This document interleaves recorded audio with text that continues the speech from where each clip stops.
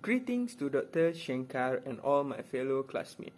We are from the group 28 are going to present our findings based on the tutorial sets Hyundai leading the way in the global auto industry. As you can see from the slide, here are our group members. And here on the slides are our list of questions. Hi, my name is Muhammad Nasrullah Amin bin Muhammad Hairullah, matrix number 154760, and I will present the answer for question number 1. Introduce the case briefly. Well, the automotive industry is one of the fastest developing economies globally. Hyundai Motor Company currently ranks first in South Korea among the car makers there and then 10th in the world. Hyundai Motor Company also has conducted sales in more than 190 countries, and its products range from car, minivan, trucks, bus, and other commercial vehicles. The most notable models from the America market are the Edson and Sonata models. Meanwhile, for the Europe and Asia market are GRD and EQS models. During the global financial crisis, a lot of players in the automotive industry have seen their profit decrease due to the overproduction capacity that is caused by the decrease in demand. Well, this has led to a lot of companies to perform consolidations and divestitures, such as Ford and Land Rover, Jaguar and Volvo, Fiat and Chrysler, and last but not least, General Motors and Opel. Now, let's look at the South Korea industry. South Korea has a lot of advantages in the industry, such as being the world center for new technology development, cost-effective knowledge workers, high saving rate, and massive inward FDI. There are a lot of challenges in the Korean industry, such as demanding consumer and the existence of conglomerates.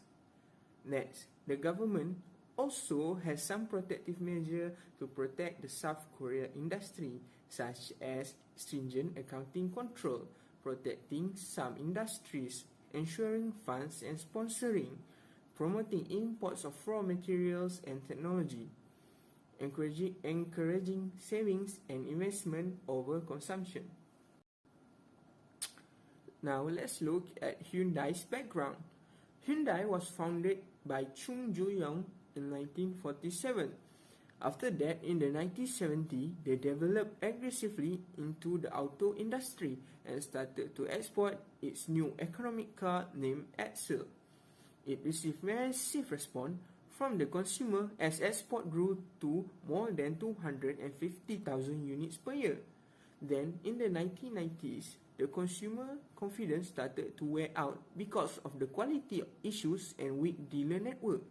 Hyundai countered back the situation with a major quality improvement program and a 10-year warranty program. Hyundai also once used the depreciation of the Korean currency to its advantage by producing cheaper cars for its foreign consumers. Hyundai mainly used FDI for its globalization effort, such as acquiring partnership with Guangzhou Motor Group, building its plant in China, India, Europe, United States, Iran, Sudan, Taiwan, Vietnam, and Venezuela. Hyundai also has established its R&D center in Europe, Japan, and North America. Next, Hyundai has distribution and marketing subsidiaries at various locations that are tasked to deliver parts to its dealers worldwide. Furthermore, the regional headquarters of Hyundai are located in Asia, Europe, North America to have greater control over production and marketing. That is all from me. Thank you. Question 3. How can we use the concept of competitive advantages in determining Hyundai's success?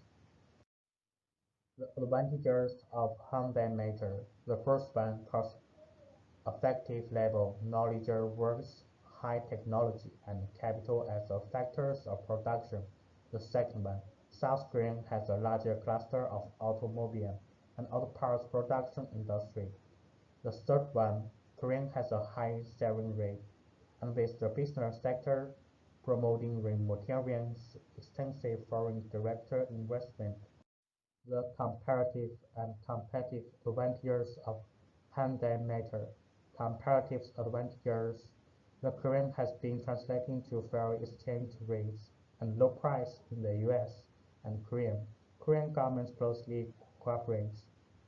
Competitive advantages: inexpensive, high-quality workforce and innovative marketing sales initiatives as the Hyundai Assurance Program. Hello everyone, I'm Sun Guodong. Now I want to present Tutorial 6, Question 3. In terms of factor proportion theory, what abundant factors does Hyundai leverage in its worldwide operations? Factor proportion theory argues that each country should produce and export products that intensively use relative abundant factors of production and import goods that intensively use relatively scarce factors of production. These factors include land, labor, capital, entrepreneurship, and technology, and so on. In terms of factor proportion theory, Hyundai enjoys abundant factors such as cost-effective labor, high technology, and capital. For cost-effective labor, Hyundai set up factories in Turkey, India, and China that provide inexpensive, high-quality labor. For technology, Korea is the world center of new technology development and has abundant, cost-effective knowledge workers. Hyundai has research and development centers in Europe, Japan, and North America. For capital, Korea has a high saving rate with massive inward FDI, which ensure a ready supply of capital for Hyundai to fund research and development. Hyundai sources much of its capital in world capital markets, particularly Korea, US, and Europe. That's all. Thank you. Certainly, if Produa want to be relevant in the automotive market for the future time, Produa should consider to emulate Hyundai approach to conquest at least the local market. But it can be denied Hyundai is well benefited by South Korea global economic power that be a strong arm in the expansion of Hyundai for the past decades. That doesn't have by the Malaysian companies such as Produa. Produa was established in 1992 and the first model launched was Produa Kancil on 14 August 1994. Initially, Produa mainly produced mini cars and super minis, but expanded in time overlap with other local manufacturers. For the past decades, since establishment in 1967, Hyundai went through upside down and survived multiple local and international crises that can be a set of examples for Produa. Every business plan should centralize with their current financial positions in order to maintain continuity along the course. As I stated before, Hyundai benefited from South Korea global economic power that strong-armed their expansion. In terms of this, Hyundai has secured their own massive inward FDI, which ensure a ready supply of capital for car makers to fund R&D and other ventures. This is one of key factors that Produa have to emulate in order to expand their business. Can be denied, Produa already dominate the local market, but to expose themselves, Produa need to have a big source of capital to expand their product for international demand. Next, Hyundai have applied very effective strategy in their business plan, but in terms of Produa current position, it is unrealistic to take as example. But in future time, if Produa manage to secure their own place in international market, it will be set of guidelines to success. One of them is market diversifications. into several different countries as a major focus. Hyundai does not focus on single specific market as their major contribution of sales revenue. Otherwise, they only take small portion of the country overall market but repeatedly do so in several other countries in different continents. This managed to lower the risk of uncertainty events that might put a big pullback to the overall company performance, but not only dependence on the single market. Finally, the big aspect of Hyundai's massive growth in the past decade is their customer-friendly policy that attract huge number of buyers to choose Hyundai. A recent market innovation is the assurance program, under which buyers can return recently purchased cars if they lose their job within 1 year of purchase. The program even pays the customer less payment for up to 90 days while the customers search for a new job. Owners who elect to keep their cars are not required to reimburse Hyundai. This might be a turning point to Produa improving their customer policy to more friendly terms. Assalamualaikum, my name is Norma Shita. I will answer the question 5, which is draw P model and place Hyundai in one of the quadrants. Justify your answer. Okay. In P model, we have 4 quadrants. First is productivity, second is relative efficiency, third is abundance, and fourth is mass and economies of scale. Okay, I will explain about the first quadrant, which is productivity. Productivity is under absolute advantage theory. Okay, this theory represents the ability of country to exist which enable the country to produce goods efficiently and effectively, better than other country. This advantage empower to produce goods at lower marginal cost, fewer human resource, shorter time, lower cost without compromising on the quality. Okay, in simple word, we can conclude that the country, even though the country is produce the products more faster than other competitors, but they still put their high concern on the quality of the products. Okay, thus the country will also increase their economic growth by giving high concentration to industry whose advantage are available in the country, and this can prevent them from waste their time or waste their efforts into industry for which they do not have expertise on the matter. In addition, the country will also maximize the productions of their goods with the same resource available, thus provide a better value than its competitor. Okay, this also can based on this story, the company or the country also have a high potential to monopoly the market and also earn more money and profits.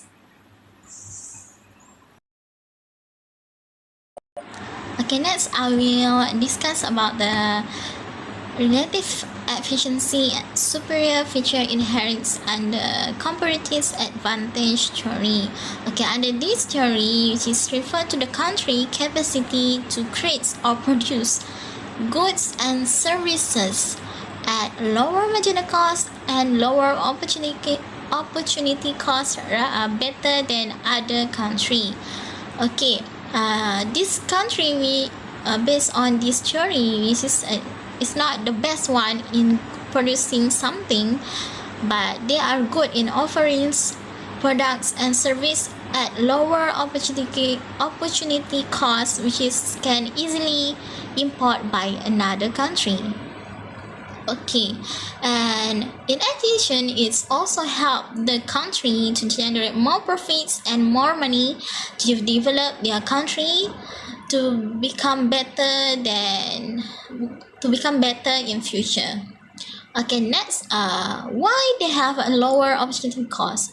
The reason why is they have a superior feature inherent, which is the skill they are inherited from one generation to another generations that can be useful for their economy. For example, if they have a good skill in making clothes at a cheap price, and that can be inherited from one generation to another generations.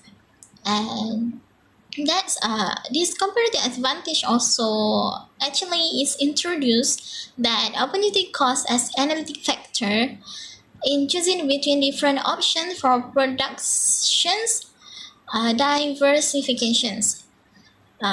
This explains where the country is take into account that the productions of multiple goods in country while deciding the productions of specific goods and resource allocation. For example, we can see that the country like Taiwan, which is have superior feature inherit in panel technology, while the Germany, they are great, make a technical supremacy in automobile engineering. So it's allow the countries to generate more profit by importing their products abroad, and the customer also can obtain a quality products at a lower cost. Hi everyone, my name is Siti Nur Afira binti Rosidi, and today I will continue presenting about the third model of PEAM, which is abundance. So abundance is a factor of proportion theory, which this theory is occurred when the country is having large population or large amount of labor. So the country that has large amount of labor will use labor incentive mode, and for the country that has large amount of capital, it will use capital incentive mode. So this type of incentive will actually reduce the cost of production for both. Hence, the country with large amount of labor will export labor incentive mode to another country and also import the capital incentive mode from the country that has a large amount of capital. Then, both of the country will be beneficial by this trade as they will get two types of good with the lower cost. Next, I will present on the last model of PEAM, which is mass plus economy of scale. It is actually the factor of new trade theory, and this theory is about a company that can increase their profitability if they increase the quantity of their production. It is because the company that produces a large amount of goods will reduce its cost of production by spreading the cost over a larger amount of goods. So the economy of scale will lower per unit cost because of several factors such as labor specialization and advanced technology that will boost the quantity of the production. Hence, the company are having an advantages as they are able to determine their prices if similar company are producing the same. Next, I will answer the question on which quadrant our Hyundai case study are belong to. So, based on the case study of Hyundai, it can be concluded that Hyundai is having relative efficiency, which consists of superior features inherited, which belong to comparative advantages theory. Based on the case study of Hyundai, it mentioned that Hyundai is partnered with one of the company and able to enter the China's huge commercial vehicle market. And because of that, they are able to import the material from the supplier with lower cost. From the case study, it also mentioned that Hyundai company are hiring inexpensive labor, but they are having high quality of skills. I think it is very intelligent strategies that done by Hyundai, as because of that strategy, the sales of the goods are increasing in the Europe. Next, Hyundai company are also collaborate with the venture in order to do international trade. Because of that, it helps Hyundai regarding the capital distribution channels and how to overcome the government imposed obstacles.